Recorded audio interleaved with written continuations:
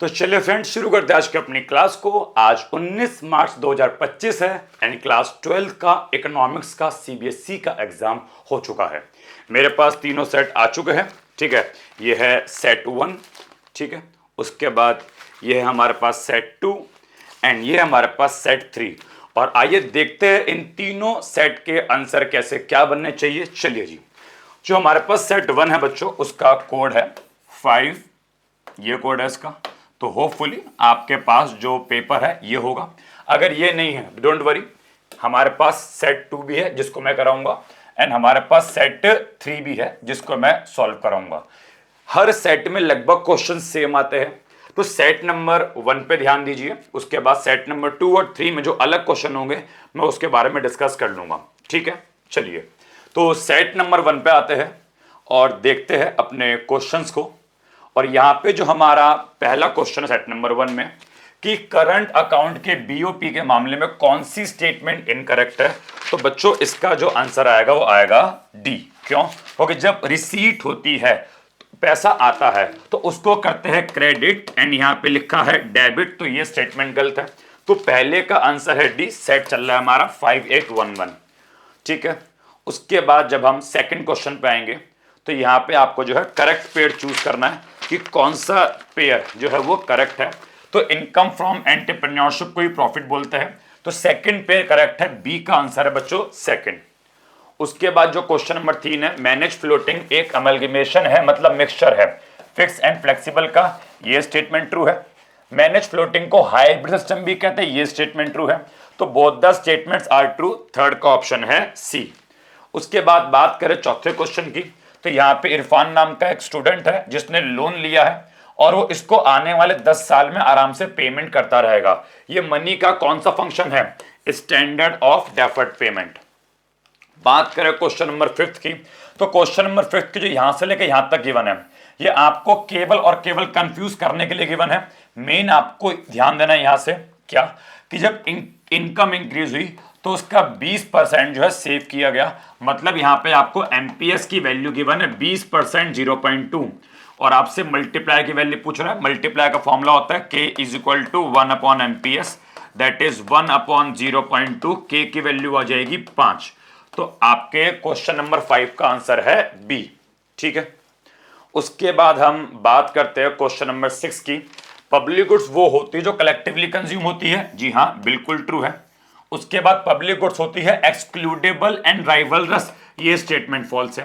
Public goods होती है non excludable and non rivalries, तो असर्शन ट्रू है और रीजन फॉल्स है। आपके 6 का बच्चों आंसर है सी। उसके बाद बात करते हैं क्वेश्चन नंबर 7 की, तो यहां पे आपके पास एपीसी की वैल्यू 0.8 गिवन है। ठीक है, नेशनल इनकम की वैल्यू 4000 गिवन है और आपसे क्या बोलता है कि सेविंग निकालो। अगर एपीसी 0.2 है तो एपीएस की वैल्यू होगी, सॉरी एपीसी 0.8 है तो एपीएस होगा 0.2 एंड फॉर्मूला होता है एस अपॉन में वाई। सेविंग निकालना है, इनकम की वैल्यू 4000, 0.2 की मल्टीप्लाई करोगे 4000 से आपके पास आएगा 800। तो 7 का आंसर है डी। थोड़ी सी ब्लर हो रखी है पिक्चर, कोई नहीं। क्वेश्चन नंबर 8 की बात करें तो बोलता है कौन सी स्टेटमेंट कमर्शियल बैंक के लिए सही है। तो डिपॉजिट जो रिसीव होता है कमर्शियल बैंक के ऊपर लायबिलिटी है, जी हाँ लायबिलिटी वापस करना पड़ेगा, जनता का पैसा है। कमर्शियल बैंक जो है क्रेडिट को क्रिएट करता है, जी हाँ क्रेडिट क्रिएशन फंक्शन, ये भी सही है। उसके बाद कमर्शियल बैंक जनता के पैसों को जमा करता है, जी हाँ ये भी सही है। तो ये तीनों स्टेटमेंट ट्रू है, चौथी वाली फॉल्स है, option A is the answer. उसके बाद अगर बात करें क्वेश्चन नंबर 9 की, तो यहां पे बोलता है आपका एक्सपोर्ट है 600 करोड़ का और इंपोर्ट है 450 करोड़ का, बताओ बैलेंस ऑफ ट्रेड क्या होगा? जी 150 करोड़ का सरप्लस होगा, 9th का आंसर है बी। ठीक है, उसके बाद अगर हम बात करें क्वेश्चन नंबर 10 की, तो बताओ कौन सा करेक्ट पेयर है। ठीक है, अगर देखा जाए तो करेक्ट पेयर इसका बच्चों डी है कि प्राइवेट गुड्स होती है राइवलरस इन नेचर। राइवलरस का मतलब होता है कि अगर मैं कंजम्पशन करूंगा तो मेरे कंजम्पशन करने से दूसरे का कंजम्पशन घट जाएगा एंड प्राइवेट गुड्स वाले केस में ऐसा होता है। तो क्वेश्चन नंबर 10 का D is the correct pair. उसके बाद बात करें क्वेश्चन 11 की, तो यहां पे एनवीएएफसी निकालना है। सबसे पहले आपने क्या निकाला होगा? जीवीएएमपी। आपने क्या करा होगा? आपने इसमें किया होगा सेल्स सेल्स आपका ये रहा कितना 10,625 प्लस चेंज इन स्टॉक, ये है आपका क्या चेंज इन स्टॉक। तो आपने दोनों को जोड़ा होगा, सेल्स को चेंज इन स्टॉक को, और उसमें से क्या माइनस क्या होगा आप लोगों ने इंटरमीडिएट कंजम्पशन जो कि ये रहा 2,625। तो ये अगर आप करेंगे तो ये आपका आएगा 8,600 आपका आएगा जीवीएमपी। अब आपको क्या निकालना है एनवीएफसी। जीवीएमपी से अगर एनवीएफसी पे आना है तो माइनस करना पड़ेगा एनआईटी और माइनस करना पड़ेगा डेप्रिसिएशन। 8,600 में से अगर माइनस करेंगे एनआईटी, यहां से आ जाएगा एनआईटी 1200 माइनस 400, तो 800 का एनआईटी आ गया। 800 माइनस करेंगे और उसके बाद करेंगे माइनस डेप्रिसिएशन जो कि हमें ये गिवन है कितना 500। तो अल्टीमेटली 1300 माइनस करना है। 8,600 में से अगर 1300 गए तो आंसर आएगा 7,300। होपफुली आपका एनवीएफसी 7,300 आ रहा होगा। ये हो गया आपके 11th का आंसर। उसके बाद बात करें बी की, बहुत सिंपल क्वेश्चन था। एनएफआई और नेट एक्सपोर्ट में क्या डिफरेंस है, इन दोनों का लिख दो मीनिंग और इनका लिख दो फॉर्मूला, सफिशिएंट है। उसके बाद क्वेश्चन नंबर 12 की बात करें, अच्छा क्वेश्चन था कि भारत सरकार ने इनक्रेडिबल इंडिया को लॉन्च किया, कैंपेन शुरू किया, जहां पे भारत सरकार ने इंडिया के अलग अलग हिस्सों में टूरिज्म को प्रमोट किया कि बाहर के लोग इंडिया में आए और जो है टूरिज्म मतलब घूमे घामे। तो क्वेश्चन ये है फॉरेन एक्सचेंज रिजर्व पे क्या इंपैक्ट पड़ेगा। याद रखना रिजर्व लिखा है, बच्चा ने रेट समझ लिया होगा, यहां पे रेट की बात नहीं हो रही। जब बाहर के लोग इंडिया में घूमने आएंगे क्या लाएंगे, डॉलर, देश में डॉलर बढ़ जाएंगे, फॉरेन एक्सचेंज रिजर्व बढ़ जाएगा। अगर रेट होता तो रेट घट जाती, रेट के अगर आपने एंगल से किया है तो आपने गलत किया है, क्योंकि जब डॉलर आता है सप्लाई बढ़ जाती, सप्लाई के बढ़ने से रेट घट जाती है। अगर आपने एक डिक्रीज लिखा है तो गलत है। उसने पूछा देश में डॉलर की सप्लाई बढ़ जाएगी, रिजर्व बढ़ जाएगा। बात करें बैलेंस ऑफ पेमेंट पे क्या इंपैक्ट पड़ेगा, तो देश में पैसा आ रहा है और पैसा आएगा तो बैलेंस ऑफ पेमेंट होगा surplus. It mean balance of payment पे एक प्रकार का फेवरेबल इंपैक्ट देखने को मिलेगा। ठीक है, ये था आपके 12वें का आंसर। उसके बाद बात करें 13 की, तो आयुष्मान भारत स्कीम के तहत सरकार जो है फ्री मेडिकल ट्रीटमेंट प्रोवाइड करती है गरीब सेक्शन को। बताओ यहां पे जो है ये कौन से प्रकार का बजट एक्सपेंडिचर है, ठीक है, और इसका ऑब्जेक्टिव क्या है इस स्टेटमेंट में बताएंगे। तो बताओ भाई कौन से प्रकार का खर्चा है जी, यह एक प्रकार का रेवेन्यू एक्सपेंडिचर है। रेवेन्यू एक्सपेंडिचर क्यों है, बिकॉज इस खर्चे से ना तो सरकार की असेट बढ़ रही है और ना ही सरकार की लायबिलिटी घट रही है। उसके बाद इट्स ऑब्जेक्टिव, ये जो स्कीम थी इसका ऑब्जेक्टिव क्या है, इसका ऑब्जेक्टिव है reducing income inequalities, reducing income inequalities, देश में आय की असमानता को कम करना इसका उद्देश्य है। तो खर्चा है revenue expenditure and reducing income inequalities का ऑब्जेक्टिव है। उसके बाद बात करें क्वेश्चन नंबर 25 की, प्राइमरी डिपॉजिट कितना है 500, रिजर्व रेशियो कितना है आपका 25%। आपसे पूछता है टोटल डिपॉजिट, फॉर्मूला क्या है, TD is equal to PD into 1 upon में LRR। हाँ भाई पीडी कितना के बना जी 500, 1 अपॉन में 25%, सॉल्व करेंगे आपका आ जाएगा जी 2000। तो 2000 आपका क्या आ गया टोटल डिपॉजिट। फिर पूछता है बताओ उधार कितना बांटा, उधार कैसे निकलता है, टीडी सॉरी उधार निकालना है, टीडी माइनस पीडी, उधार आ जाएगा। तो 2000 में से 500 गए, आपका उधार कितना आएगा, उधार आएगा आपका 1500। ये था आपके 14 का आंसर। ओके, उसके बाद आगे बात करते हैं अपने क्वेश्चन नंबर 15 पे आते हैं। 15 का सॉल्यूशन मैंने कर रखा है, इक्विलिब्रियम लेवल ऑफ इनकम आपको निकालना है। जब आप यहाँ पे क्या करेंगे y is equal to C plus I रखेंगे, c की वैल्यू हमारे पास ये है, i की वैल्यू हमारे पास ये है। जब आप दोनों की वैल्यू पुट करेंगे तो यहाँ पे आपके सामने y की वैल्यू आएगी 16,800। कितनी आएगी जी 16,800। अब आपसे पूछा बताओ कंजम्पशन कितना होगा, 16,800 इनकम है। अब इस इनकम में से 4,000 की इन्वेस्टमेंट माइनस कर दूंगा तो कंजम्पशन कितना बचेगा 12,800। तो कंजम्पशन हुआ 12,800 और इनकम हुई 16,800। ठीक है, उसके बाद आपका बी है, यहां बोलता है कि अगर सेविंग ज्यादा हो इन्वेस्टमेंट कम हो तो क्या होगा। आपने पढ़ रखा होगा, बहुत सिंपल क्वेश्चन आपको आता होगा, हम टाइम वेस्ट नहीं करते आगे बढ़ते हैं।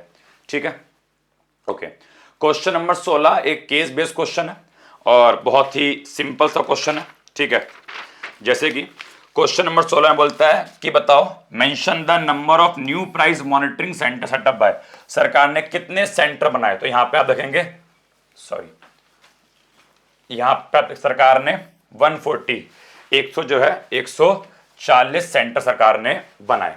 ठीक है, तो एक आंसर हो गया 140। फिर है second, state any two proactive measure taken by government, सरकार ने जो स्टेप उठाए जरा बताइए। तो यहां पे सरकार ने क्या step, to boost domestic supply बढ़ाने के लिए एंड प्राइस कंट्रोल करने के लिए। तो उसका आंसर ये रहा कि सरकार ने क्या करा, सरकार ने subsidy sorry import duty reduce कर दी। ये वाला लाइन जो है इसका आंसर है। तो ये है आपका ए का आंसर 140, ये है आपके बी का आंसर।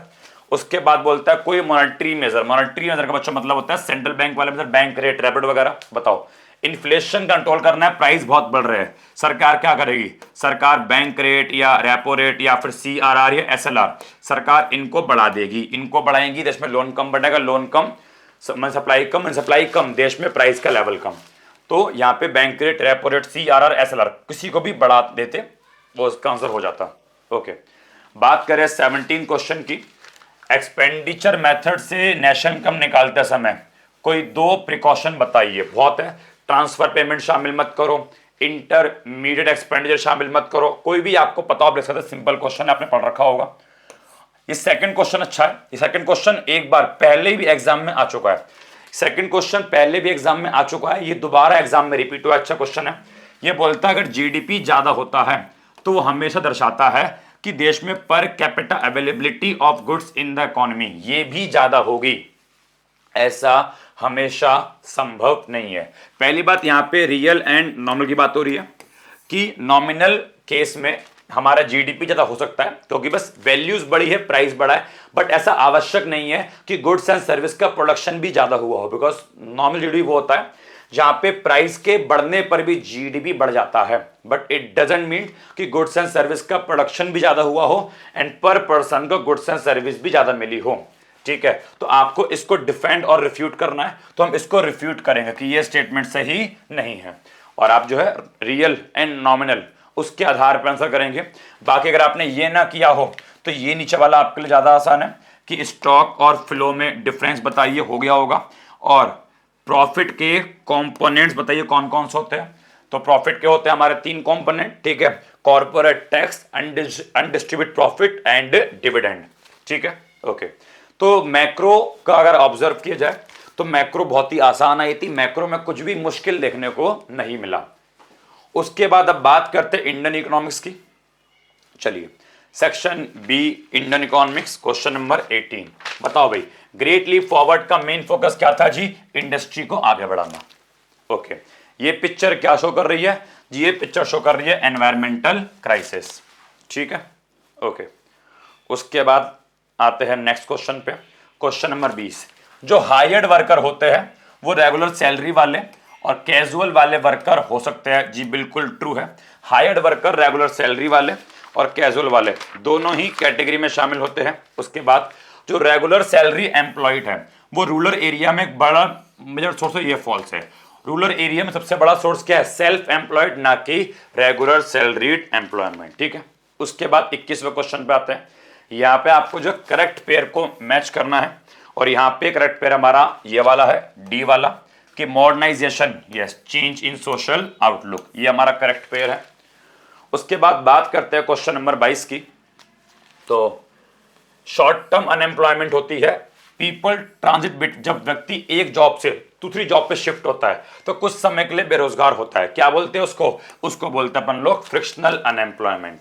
ठीक है, ओके।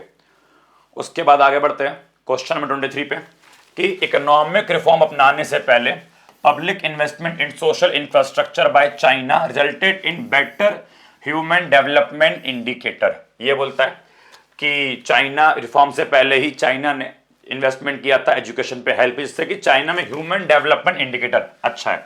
ये स्टेटमेंट ट्रू है जी हाँ, आपने पढ़ रखा होगा कि माओ जेडोंग ने चाइना में एजुकेशन और इन्वेस्टमेंट में खर्चा किया था। आगे बोलता है चाइना इंडिया और पाकिस्तान से आगे है क्योंकि चाइना के ह्यूमन डेवलपमेंट इंडिकेटर अच्छे हैं। तो ये स्टेटमेंट ट्रू है, स्टेटमेंट दोनों ट्रू है। अब बोलता है कि ये रीजन अदर्शन आपस में संबंधित है या नहीं है? मेरे अकॉर्डिंग इसका ऑप्शन होना चाहिए बी। मेरे अकॉर्डिंग रीजन अगर ये होता अदर्शन और ये होता उसका रीजन तो सही होता कि चाइना इंडिया पाकिस्तान से ह्यूमन डेवलपमेंट इंडिकेटर में काफी आगे है, ये अदर्शन। इसका रीजन ये क्योंकि चाइना में पहले ही इन्वेस्टमेंट किया गया था इंफ्रास्ट्रक्चर पे, एजुकेशन पे, हेल्थ पे। तो मेरे अकॉर्डिंग ऑप्शन बी बन रहा है कि दोनों ट्रू है, बट ये होना चाहिए अदर्शन, ये होना चाहिए reason. But I don't know CBSE वाले जो अपनी आंसर की निकालेंगे उसमें क्या होगा। मेरे अकॉर्डिंग जो है इसका आंसर बी होना चाहिए। ठीक है, उसके बाद बात 24 ही करते हैं। ये पिक्चर क्या शो कर रही है जी? ये पिक्चर शो कर रही है इंपोर्ट सब्स्टिट्यूशन को।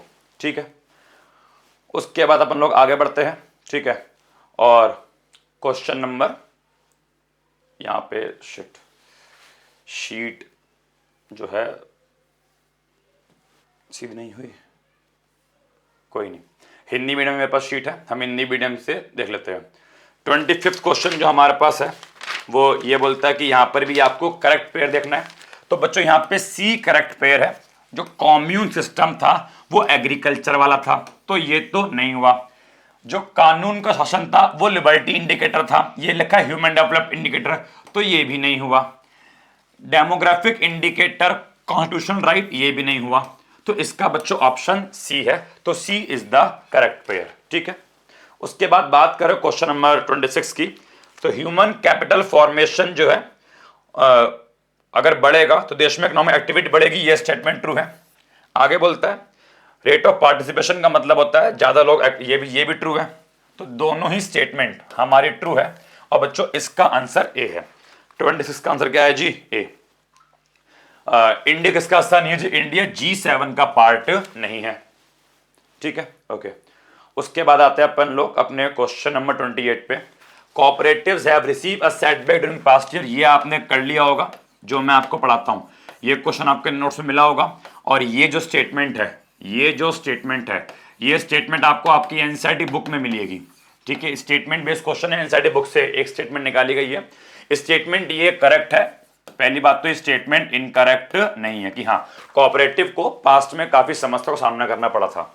उसके बाद जहां तक आपने बी वाला किया होगा कि रेगुलर सैलरी एम्प्लॉय जो होते हैं वो रूरल एरिया में थोड़े कम होते हैं as compared to urban area, क्योंकि रूरल एरिया में ज्यादा लोगों के पास नॉलेज स्किल नहीं होता, जिसकी वजह से वहां पे जॉब नहीं मिलती। दूसरा, ये रेगुलर सैलरी वाली जो इंडस्ट्री होती है, जो कंपनी होती है, वो ग्रामीण क्षेत्र में इतनी होती भी नहीं है। तीसरा, ग्रामीण क्षेत्र में सरकार जो लोग होते हैं, ठीक है, वो नॉर्मली खेती बाड़ी करते हैं, वो सेल्फ एम्प्लॉयड ज्यादा करते हैं, रेगुलर सैलरी वाले काम कम करते हैं। तो ये आपने पढ़ा होगा, ये आपके एनसीईआरटी क्वेश्चन है, ये आपके एनसीईआरटी में आपको जो है ये मिल जाएगा। उसके बाद 29 की बात करें, human capital and economic growth में संबंध कैसा है? जो संबंध पॉजिटिव है। पॉजिटिव कैसे है? अगर ये बढ़ेगा तो ये बढ़ेगा। 3 है तो उसके 3 पॉइंट आपको लिख के आने थे, आपने पढ़ रखा होगा, बहुत सिंपल क्वेश्चन है। ठीक है, उसके बाद 30 बायोपेस्टिसाइड्स के ऊपर बात हो रही है। ये आपका एनवायरमेंट चैप्टर के सस्टेनेबल डेवलपमेंट से क्वेश्चन आया है कि बायो पेस्टिसाइड्स किस प्रकार सस्टेनेबल डेवलपमेंट को बढ़ावा देते हैं, तो आपने इसके बारे में होपफुली लिख लिया होगा। एब्जॉर्प्टिव कैपेसिटी का मीनिंग लिख लिया होगा कि पृथ्वी की कैपेसिटी होती है वेस्ट को, कूड़े कचरे को एब्जॉर्ब करने की, उसे क्या बोलते हैं? Absorptive capacity. ये भी सिंपल क्वेश्चन था, मुश्किल क्वेश्चन नहीं था। 31 ये भी तो आपका चैप्टर नंबर 2 में से आया कि सेल्फ रिलायंस के ऑब्जेक्टिव को आपको यहाँ पे एक्सप्लेन करना है। या फिर इसके और वाला कि जीएसटी ने किस प्रकार से जो है टैक्सेस की मल्टीप्लिसिटी को सिंपल कर दिया। यस, पहले क्या था, जब जीएसटी नहीं था तो टैक्स के ऊपर टैक्स लगते थे, ठीक है, और टैक्स पहले टाइम बहुत सारे थे। अब जीएसटी के आने से टैक्स के ऊपर टैक्स नहीं लगता और अब केवल एक ही टैक्स चलता है पूरे के पूरे इंडिया में। तो इसके बारे में आपको लिख के आना था। ठीक है, बात करें 32 की, तो पाकिस्तान ने अपने डेवलपमेंट के लिए क्या इनिशिएटिव किए? ये डायरेक्टली आपके एनसीईआरटी से क्वेश्चन है कि पाकिस्तान ने मिक्स इकोनॉमी अपनाई, पाकिस्तान ने ग्रीन ओनरशिप अपनाया, पाकिस्तान ने किया इंपोर्ट सब्स्टिट्यूशन, पाकिस्तान ने कैपिटल गुड्स इंडस्ट्री का नेशनलाइजेशन किया, फिर पाकिस्तान ने बाद में प्राइवेटाइजेशन को बढ़ावा दिया। तो ये सारी की सारी बातें जो आपको पता होगी। बात करें 33 की, true and false with reason. तो India followed unbalance growth during the colonial period, सही है। अंग्रेजों के टाइम पे हमारी ग्रोथ कैसी थी? अनबैलेंस थी। अनबैलेंस कैसी थी? हमारा एग्रीकल्चर सेक्टर में डोमिनेंट था, जबकि इंडस्ट्रियल सेक्टर और सर्विस सेक्टर काफी डाउन थे। याद आप लोगों को कि 70 से 75% लोग एग्रीकल्चर में एंगेज थे, केवल 10% लोग इंडस्ट्री में एंगेज थे एंड 15 से 20% लोग सर्विस सेक्टर में एंगेज थे। तो पहला स्टेटमेंट ट्रू है। बात करते सेकंड की, ठीक है। The economic policies implemented in India between 1950 से 1990 sought promote regulate regional equality. 1950 में 1990 तक जो भी पॉलिसी अपनाई गई उसका पर्पस था क्षेत्रीय समानता को बढ़ावा देना। ये स्टेटमेंट ट्रू है। यस, 1950 से 90 तक इंडिया ने ऐसी बहुत सी पॉलिसी अपनाई जिससे रीजनल इक्वालिटी है। फॉर एग्जांपल सरकार क्या लेकर आई, आईपीआर 1956, जहां पे क्या बोला कि प्राइवेट सेक्टर तुमको लाइसेंस तब मिलेगा जब तुम क्या करेंगे, बैकवर्ड एरिया में जाके अपनी इंडस्ट्री स्थापित करेंगे ताकि क्षेत्रीय समानताएं बढ़े। उसके अलावा सरकार स्मॉल स्केल इंडस्ट्री डेवलपमेंट किया ताकि बैकवर्ड एरिया आगे बढ़ सके। सरकार ने बहुत सारे स्टेप उठाए ताकि बैकवर्ड एरिया को आगे बढ़ाए और क्षेत्रीय समानता को ला पाए। हाँ, हालांकि ला नहीं पाए, बट बोलता है कि सरकार ने ऐसी पॉलिसी अपनाई थी प्रमोट करने के लिए। तो जी हां, ऐसी पॉलिसी अपनाई गई थी। उसके बाद थर्ड है कि इंडिया एक फेवरेबल डेस्टिनेशन बन गया है आउटसोर्सिंग का 1991 के बाद। जी हां, ये स्टेटमेंट ट्रू है। 1991 के बाद से इंडिया एक फेवरेबल आउटसोर्सिंग डेस्टिनेशन बन चुका है। लोगों को इंडिया से सर्विस लेना पसंद है क्योंकि हमारी जो लेबर है वो चीप है, लेबर के पास स्किल है, हमारे पास आईटी सेक्टर की ग्रोथ अच्छी है और इसके अलावा हम जो है काफी कंसेशन भी प्रोवाइड करते हैं बाहर के इन्वेस्टर्स को। ठीक है, तो ये तीनों के तीनों स्टेटमेंट जो है ट्रू है। उसके बाद जो आखिरी क्वेश्चन है, क्वेश्चन नंबर 34। यस, ओके, 33 का ए पार्ट था, सॉरी 33 का ए पार्ट था। इसके और में ये बी पार्ट है जिसने ट्रू फॉल्स ने किया। वही tariff and non tariff. Tariff मतलब हो गया import duty export duty and non tariff में कोटा और लाइसेंस आ गया। बायलैटरल दो देश के बीच ट्रेड, मल्टी दो देश से ज्यादा के बीच ट्रेड, ये भी हो सकता था। सेकंड, स्मॉल स्केल इंडस्ट्री को एक रिक्वायरमेंट थी, ठीक है, लार्ज स्केल इंडस्ट्री। ये स्टेटमेंट ट्रू है। यस, सरकार ने स्मॉल स्केल इंडस्ट्री को एक कवच, रक्षा कवच, एक शील्ड प्रदान किया। सरकार ने क्या किया था, सरकार ने स्मॉल स्केल इंडस्ट्री का प्रमोशन किया, प्रोटेक्शन किया, उन्हें कंसेशन दी, उनको रिजर्व किया कि तुम वस्तु जो बनाओगे बड़े इंडस्ट्री नहीं बनाएगी। और उसके अलावा स्मॉल स्केल इंडस्ट्री बोर्ड की स्थापना भी की गई थी। तो ये भी आसान था। और 34 आपका जो है एक केस बेस्ड क्वेश्चन है जहां पे पहले क्वेश्चन हम पढ़ेंगे कि किस प्रकार agro startup address the critical challenges face by the agriculture sector. एक तो ये है और दूसरा है comment on the role of government in supporting agro startup and entrepreneur in India. अब बहुत से बच्चों ने क्या किया होगा, बहुत से बच्चे इसका आंसर ऊपर ढूंढ रहे होंगे। पहले वाले में कुछ नहीं करना था, पहले वाले में आपको एग्रीकल्चर मार्केटिंग में जो प्रॉब्लम आती है, एग्रीकल्चर मार्केटिंग की थोड़ी प्रॉब्लम्स आपको यहाँ पे एक्सप्लेन करनी थी। जबकि सेकंड वाले का जो क्वेश्चन है वो आपको यहाँ पे आंसर मिल जाएगा कि गवर्नमेंट का जो है एग्रो स्टार्टअप को सपोर्ट करने में क्या रोल है। तो यहां से लेके आप यहां तक जो है लिख के आ सकते थे। ठीक है, तो ये था आपका बिल्कुल सेट नंबर 1 जहां पे हमने पूरा अच्छे से डिस्कस कर लिया एंड होपफुली आप सभी का पेपर अच्छा गया होगा। उसके बाद अगर हम बात करें अब सेट नंबर 2 जिसका सेट नंबर 1 हो गया, अब वो 2 पे अगर देखते हैं तो देखेंगे तो यहाँ पे लगभग सारे क्वेश्चन सेम होते हैं, बस एक आध क्वेश्चन में अलग होगा। तो ये पहला क्वेश्चन का आंसर डी हम लोग ऑलरेडी कर चुके हैं, इसका डी पेयर है। ठीक है, उसके बाद इसका हमारा है 600 का एक्सपोर्ट, ये हमारा सरप्लस 150 रुपए का। ठीक है, ये क्वेश्चन भी हम लोगों ने कर रखा ऑलरेडी फर्स्ट में हमने, फिर जो है इसका आंसर हमारा चलो ये है ए है। ठीक है, एपीसी वाला 0.8, एपी 0.2, इसका आंसर हमारा कितना आया था जी, 800 आया था। उसके बाद public goods collectively consume, public goods excludable non excludable वो राइवललेस, अदर्शन 2-3 रीजन आपकी फॉल्स थी। ठीक है, उसके बाद 6 सेविंग कर्व, ये आपका इसका आंसर हमारा 5 आया था। ठीक है, इसका था 7 का सी था। मैंने फ्लोटिंग वगैरह, ये आपके both the statements are true थे। 9th वाला इसका जो हमारा आंसर था वो था 9th का बी करेक्ट पेयर है। और जो उसका 10th का था, हमारा 10th का आंसर था ये। ठीक है, बाकी ये डिस्कस कर चुके अपन लोग। यहाँ पे एक अलग क्वेश्चन है, ठीक है, सेट नंबर 1 से क्वेश्चन नंबर 12। आइए एक बार जो इसको देखते हैं। पहला वाला हमने कर लिया, जी पहला वाला हम लोगों ने कर लिया।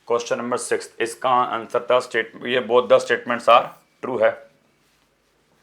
क्वेश्चन नंबर 7, इसका हमारा आंसर था ये वाला, ठीक है, okay. Question number 8, public goods collectively consume by public, true है। सुटेबल राइवल फॉल्स है, ट्रू जेनस फॉल्स, ठीक है जी। बात करें क्वेश्चन नंबर 9 की, तो 9 का आंसर बच चुका था हमारा डी था। क्वेश्चन नंबर 10 की बात करें, 10 का आंसर हमारे क्या था, ये था, ठीक है। ये हमने कर रखा है, ये सब हमने कर रखा है, कुछ अलग आएगा तो मैं आगे बढ़ता हूं। ये all consumption goods are durable in nature, ये स्टेटमेंट क्या करेंगे, डिफेंड रिफ्यूट, जिसको हम लोग रिफ्यूट करेंगे। सभी कंजम्पशन गुड्स ड्यूरेबल नहीं होती, इसके अलावा क्या होती है, कुछ होती है सेमी ड्यूरेबल और कुछ होती है नॉन ड्यूरेबल, ठीक है। उसके बाद क्वेश्चन नंबर 13 की बात करें, recent budget the government allocate funds for construction of new metro line, सरकार ने न्यू मेट्रो लाइन को बनाने के लिए खर्चा किया है ताकि पब्लिक ट्रांसपोर्ट इंप्रूव हो सके। बताओ भाई ये खर्चा कौन सा है, ये एक प्रकार का है कैपिटल एक्सपेंडिचर, ठीक है, और कौन सा ऑब्जेक्टिव है जी, रीएलोकेशन ऑफ रिसोर्सेस, यहाँ पे लिखा भी है साफ साफ एलोकेटेड फंड्स, ठीक। ये भी हम लोगों ने कर रखा है। 14, इसका आंसर आपका होगा 2000 और 1500, ठीक है। इसके बाद बात करें 15 की, 15 भी हम लोगों ने कर रखा है। 16 भी हम लोगों ने कर रखा है। 17 भी हम लोगों ने सेट नंबर 1 में देख लिया। बात करें 18 की, शॉर्ट टर्म अनएम्प्लॉयमेंट फिक्शनल वाला क्वेश्चन हो गया। बात करें 19 की, तो 19 का मैंने बोला मेरे अकॉर्डिंग इसका आंसर बी है, ठीक है। 20 की बात करें, यह है इसका आंसर। बात करें 21 की, ऑप्शन सी। 22 की, ऑप्शन ए। 23 की, option D G7। 24 industrial. 25 crisis, ठीक है। उसके बाद 26 अजर्शन आपकी ट्रू है, रीजन आपका फॉल्स है। अजर्शन is true, sorry statement 1 true है, 2 फॉल्स है, ठीक है। बात करें 27 की, तो ये हो गया 28। अच्छा ये इसके बाद फिजिकल कैपिटल, ये तो डिफेंस आपने कर लिया होगा। ये क्वेश्चन भी सेम है, ठीक है, ये भी सेम है, ये पूरा पेपर वही है।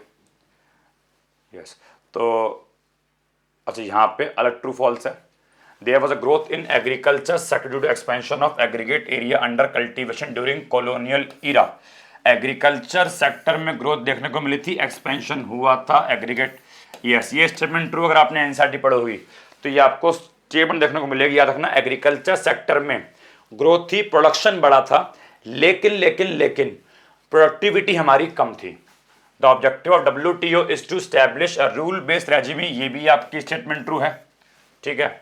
Economic growth with regional disparity was the main goal of, economic growth हो बट क्षेत्रीय असमानता हो, ये स्टेटमेंट आपकी फॉल्स है। उसके बाद ये हम लोगों ने कर लिया, यस। तो ये भी हमारा जो है सेट नंबर 3 हो गया। तो तीनों के तीनों सेट हो गए एंड होपफुली आपको आपके आंसर क्या होना चाहिए आपको चल गया होगा पता, ठीक है। Thank you so much, bye bye, God bless you, take care.